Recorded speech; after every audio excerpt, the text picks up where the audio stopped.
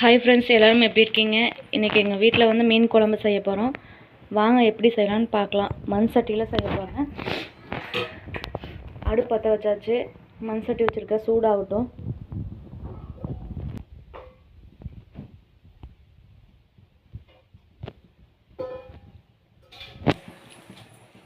சட்டி நல்லா சூடாயிடுச்சு. எண்ணெய் ஊற்றிக்கலாம்.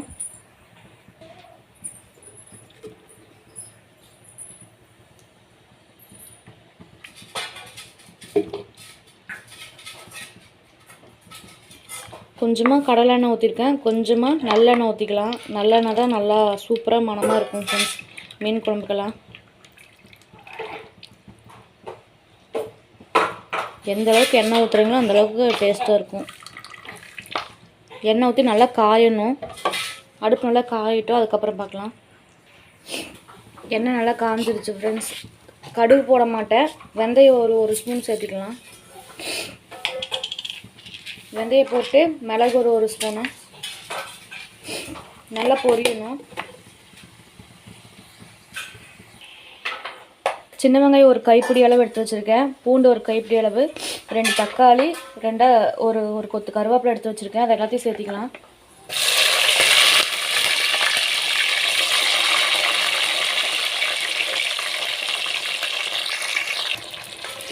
எல்லாத்தையும் போட்டாச்சு ஃப்ரெண்ட்ஸ். நல்லா கலரி விடுங்க. நல்லா வேகணும் எண்ணெயில்.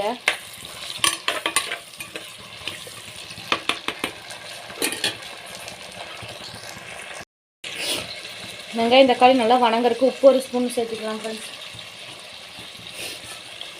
உப்பு ஒரு ஸ்பூன் போட்டிருக்கேன். நல்லா வணங்கணும்.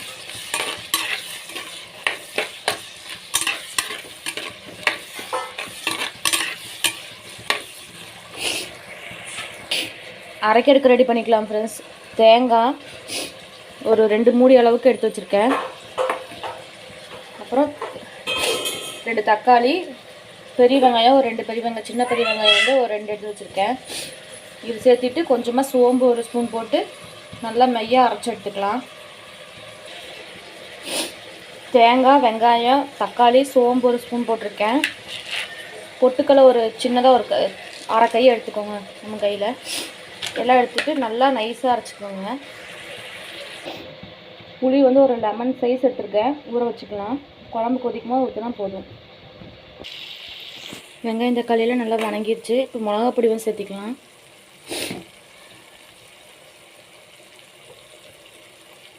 ஒரு 2 ஸ்பூன் மிளகாத்தூள் சேர்த்திருக்கேன். நீங்கள் எப்படி காரம் சேர்த்துக்குவீங்களோ அதே அளவுக்கு காரம் பார்த்து சேர்த்திக்கோங்க. அப்புறம் இந்த குழம்பு மிளகாத்தூள் போடுவேன், மீன் குழம்பு பொடி.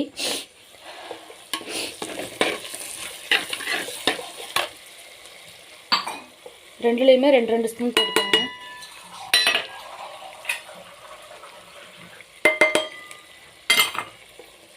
போட்டு நல்லா கலரி விடுங்க.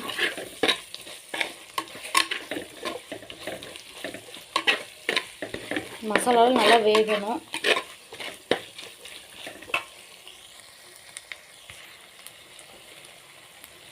லைட்டாக தண்ணி மட்டும் ஊற்றிக்கோங்க, அந்த மசாலா வேகிற அளவு மட்டும். மசாலா வந்து அந்த தண்ணியில் வேகணும். சும்மா ஒரு கொதி வச்சா போதும். அப்புறம் நம்ம ஆட்டி வச்சதை தேங்காய் தான் சேர்த்திக்கலாம். நம்ம ஊற்றின தண்ணியெல்லாம் நல்லா சுண்டிடுச்சு. இப்போ வந்து நம்ம ஆட்டினதை சேர்த்திக்கலாம். தேங்காய் தக்காளியெல்லாம் போட்டு அரைச்சோம்னா அதை சேர்த்திக்கலாம்.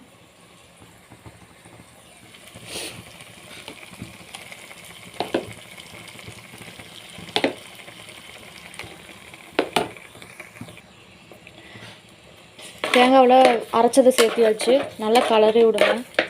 நல்லா அந்த மசாலா வந்து அடுப்பில் நல்லா சூட்லேயே நல்லா வேகணும். நல்லா ஒரு டைம் நல்லா கலரி விட்டுட்டு அதுக்கப்புறம் தண்ணி ஊற்றிக்கலாம். உங்களுக்கு எந்த அளவுக்கு தண்ணி வேணுமோ அந்த அளவுக்கு தண்ணி ஊற்றிக்கோங்க. நான் ஒரு 2 சொம்பு தண்ணி சேர்த்திக்கிறேன். உங்களுக்கு எந்த அளவுக்கு தண்ணி வேணுமோ அந்த அளவுக்கு தண்ணி சேர்த்திக்கோங்க. தண்ணி ஊற்றியாச்சு. உப்பு போட்டுக்கலாம். ஃபஸ்ட்டே ஒரு ஸ்பூன் போட்டிருக்கேன். இப்போ பார்த்துட்டு சேர்த்திக்கோங்க. ஒரு 2 ஸ்பூன் போட்டிருக்கேன். போட்டு நல்லா கலரி விடுங்க.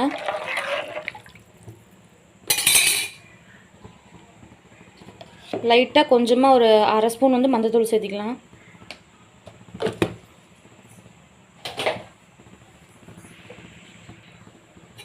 மஞ்சள்தூள் சேர்த்துட்டு நல்லா கலரி விடுங்க.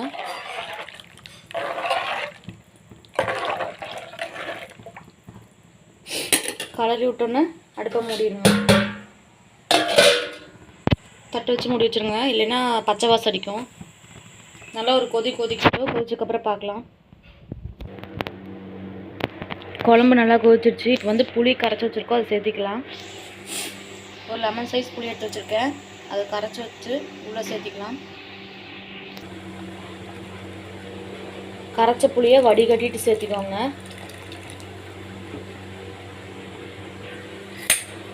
புளி கரைச்சதை ஊற்றினதுக்கப்புறம் நல்லா கலரி விடுங்க. நல்லா கலரி விட்டுட்டு இப்போ மூடி வச்சுருங்க. இப்போ கொதிக்க வச்சதுக்கப்புறம் மீனை போட்டுக்கலாம். மீன் என்னென்ன மீன் எடுத்து வச்சுருக்கேன்னா 2 மத்தி மீன் எடுத்து வச்சுருக்கேன். அப்புறம் இது வந்து நெய் மீன் தலை. இதெல்லாமே இதில் இருக்கிறதும் நெய் மீன் தலை தான். நல்லா சுத்தம் பண்ணி கழுவி எடுத்து வச்சுருக்கோம். போச்சதுக்கப்புறம் இந்த மீனெல்லாம் சேர்த்திக்கலாம்.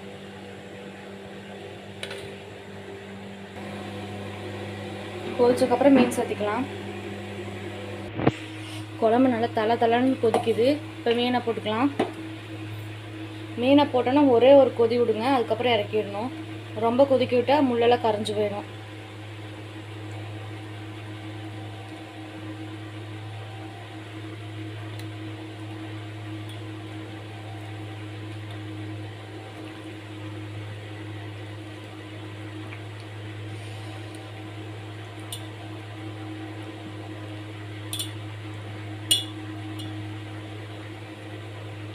மீனை போட்டு விட்டதுக்கப்புறம் ஒரே ஒரு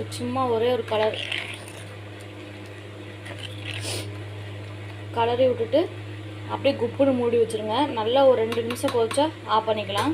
அவ்வளோதான் ஃப்ரெண்ட்ஸ், மீன் குழம்பு ரெடி. கொதிச்சோன்னா ஆஃப் பண்ணிடுங்க, அவ்வளோதான். நல்லா இறுக்கமாக மூடி வச்சுருங்க. இது இப்படி பத்தாது போல், இப்படி மூடிக்கலாம். ஒரு கொதி கொதிச்சோன்னா ஆஃப் பண்ணிடுங்க. இவ்வளோதான் ஃப்ரெண்ட்ஸ் மீன் குழம்பு. இதே மாதிரி செஞ்சு பாருங்கள். செஞ்சு பார்த்துட்டு எப்படி இருக்குன்னு கமெண்ட் பண்ணுங்கள். Bye friends. சப்ஸ்கிரைப் பண்ணுங்கள். எல்லோரும் சப்ஸ்கிரைப் பண்ண மாட்டேங்கிறீங்க, பார்த்துட்டு அப்படியே ஓடிடுறீங்க. சப்ஸ்கிரைப் பண்ணுங்கள், கமெண்ட் பண்ணுங்கள், லைக் பண்ணுங்கள். Bye friends.